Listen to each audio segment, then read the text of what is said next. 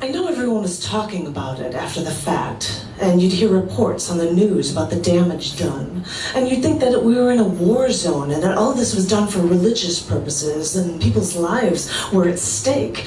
And maybe they were, and I just don't know it. I don't know. I know what it's like to have a cause, but I never try to close people out to it. I try to include them, to open them up to it. But I remember once deciding to go for a walk to a women's parade called Take Back the Night, so that people would know that women should feel safe walking alone in the streets at night without worrying about being mugged or raped or killed because they were female.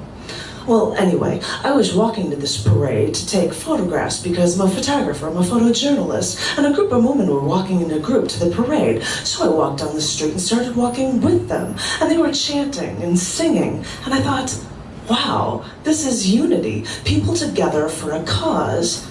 And one of the women told me while we were walking that some of the women didn't like me walking with them because I was white and they were African American. And I looked around and I noticed that there wasn't a racial mix. And I said, well, we're all going to the same place. And the woman replied, well, some people don't like you walking with us anyway.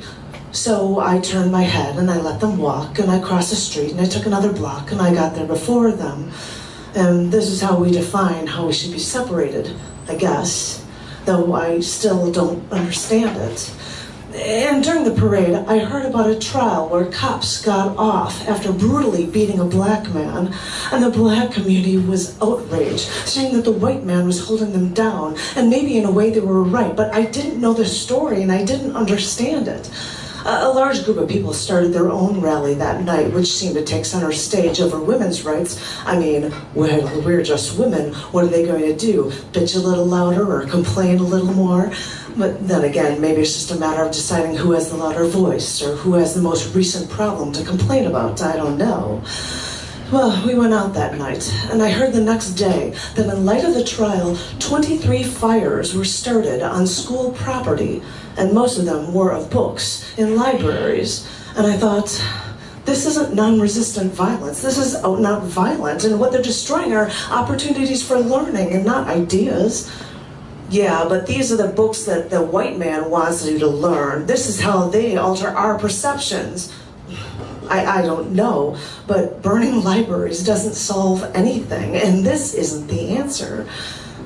Then I heard about one of my best friends, a white man, hit once by a black man in the street while they were out for the night. And the doctor said that they must have had a quarrel of quarters in their hands or brass knuckles because it was such a clean break of their jaw. And for 6 weeks he had his jaw wired shut, and he had to throw pizza or meatloaf into a blender so he could eat something other than ice cream when he tried to recover.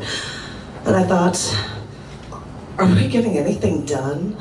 Are we coming any closer to racial harmony? What are we learning from this? Thank you.